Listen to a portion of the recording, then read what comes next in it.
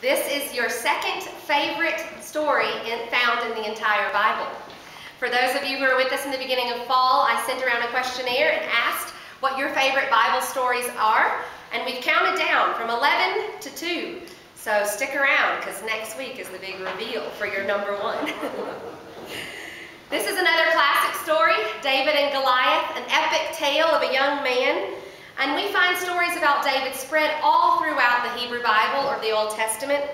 But the first mention of him is actually from one of your previous favorite stories, the story of Ruth.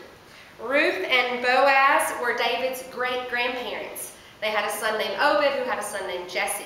So we're following actually the lineage of Jesus Christ from the beginnings up towards the birth of Jesus. And all throughout the Old Testament we find stories of David. He's a young shepherd killing lions in the field. He's a musician singing psalms of praise to God. He is a young man who is losing his best friend, Jonathan, when Jonathan's father is threatened by David's popularity and sends a murderous band of men to kill him. He is anointed by a priest at a young age and told he's going to be king, which I'm sure is a bit overwhelming. And as king, he catches a glimpse of a beautiful woman named Bathsheba bathing on a rooftop. He ruins his honor by having her husband murdered in battle. And his own son, Absalom, attempts to overthrow David's throne.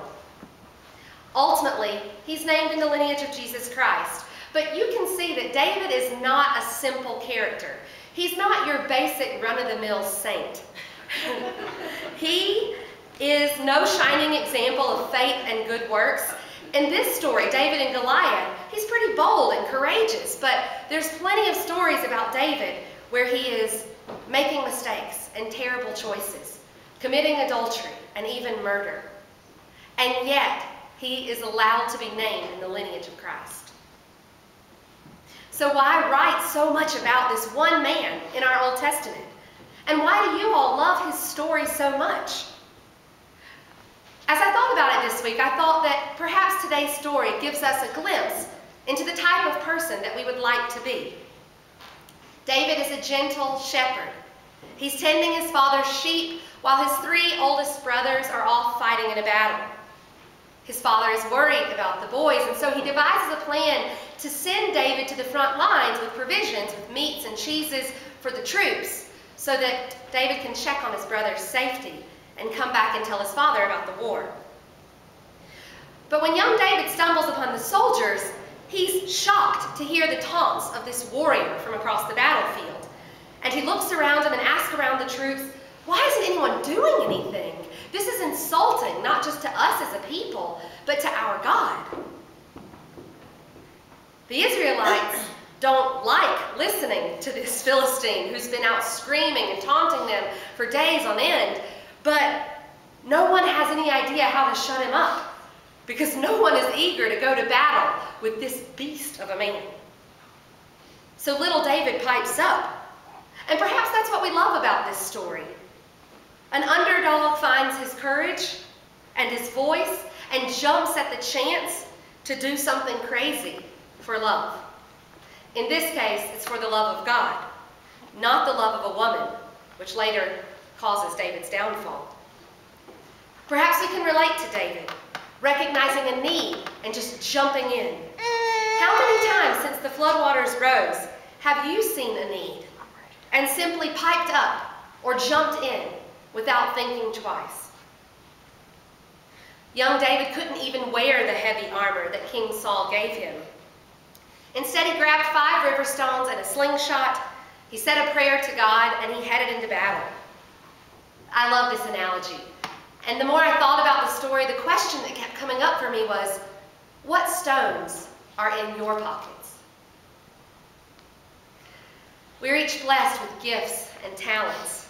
And during this month of November, many people are reflecting upon the blessings in their lives. In fact, I noticed on the website Facebook that some of my friends are posting every day one thing that they're thankful for.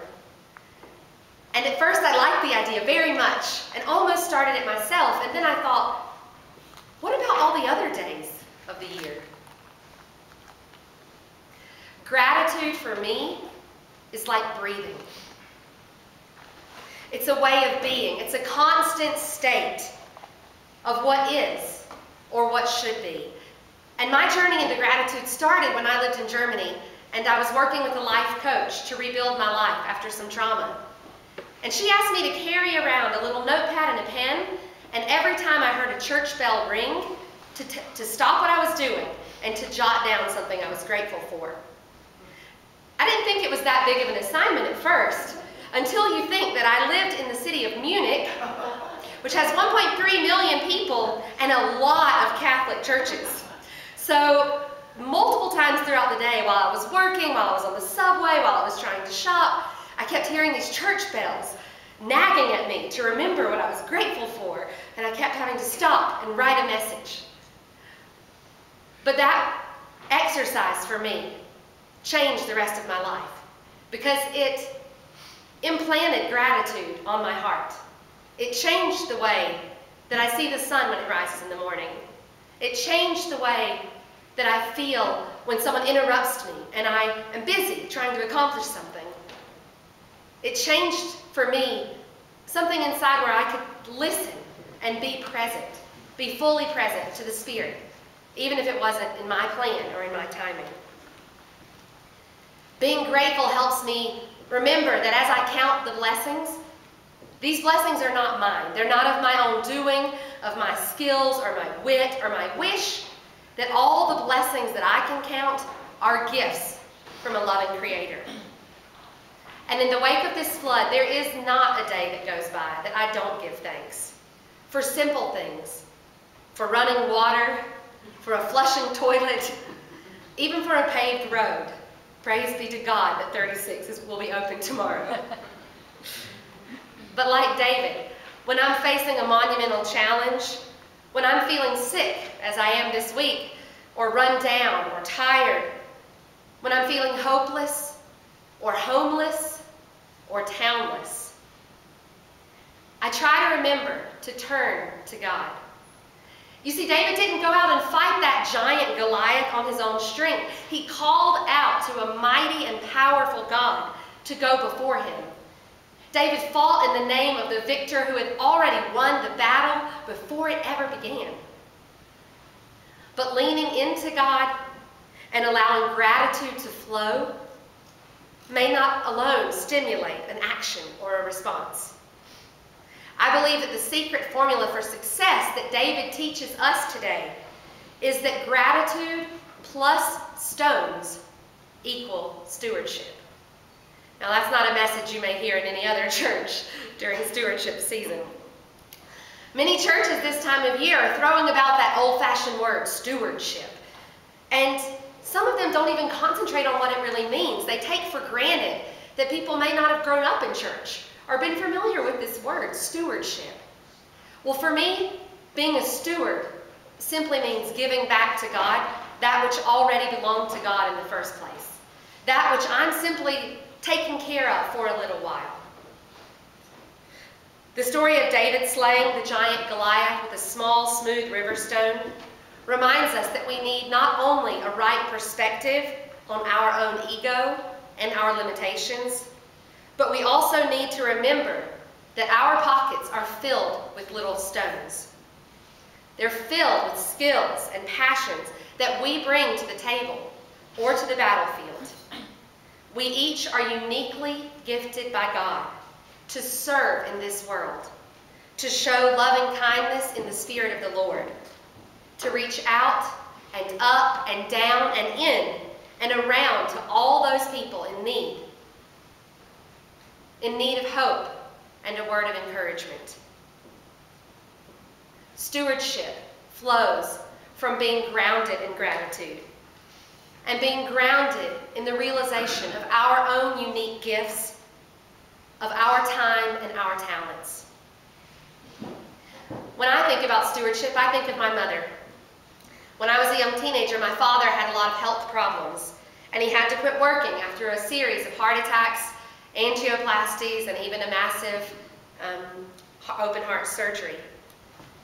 Money was tight for our family, and we weren't able to pay each bill every month. Some months, Mom wrote a check to the power company. Other months, she wrote a check to the phone company. But each month, I watched her write a check to our little church. And I remember asking her, Mom, why do you do that? We're so tight, I'm sure the church doesn't need our money. And then my mother taught me a lesson that I have carried with me ever since.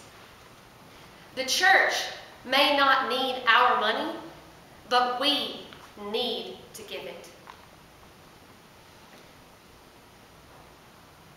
Giving calls us into a relationship with God. It reminds us of our gratitude. It invites us to act courageously, like David, stepping out on that battlefield without his armor. When I was a teenager, we didn't always know where our next meal was coming from, but we certainly never went hungry. David probably wasn't sure how he would triumph over that giant, but fighting for God, he had no doubt that he would triumph. I think in the throes of this disaster, of response and recovery, this is a message that carries a lot of power for us. David is a good reminder. But remember, he wasn't always strong, and neither are we. An American psychologist and professor of religion and pastoral care named Wayne Oates wrote about the cyclical stages of grief in his book, Anxiety and Christian Experience. Oates was born in Greenville, South Carolina, just a few miles from my own hometown. And ironically enough for me, he was the one responsible for coining the word workaholic. Wayne Oates.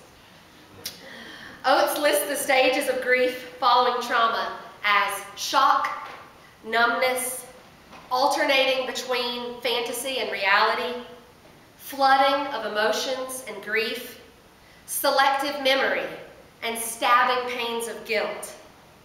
And finally, acceptance of loss and the reaffirmation of life. After a sort of death, burial, and resurrection, we can experience a reaffirmation of goals, values, meaning, and life itself. We become capable of establishing new, meaningful relationships and of re-entering old ones with new meaning. The thing is, according to Oates, and I'm sure as you can attest to, the process of grief is not linear. These stages are wild and sometimes rather willy-nilly. One moment you feel shock, another moment you feel nothing, and then grief, and then joy. It all comes rolling out together, one after another, and you never know what is next to come. But Oates reminds us in his book, at the very end, the quote is, "Never waste your tragedies." No matter what we survive or endure, no experience is wasted. We are made stronger in our relationships with one another and with our Creator through tragedy and trauma, if we can learn to lean into God, trusting that triumph will someday come, healing will someday come, and remembering that our own pockets are filled with stones.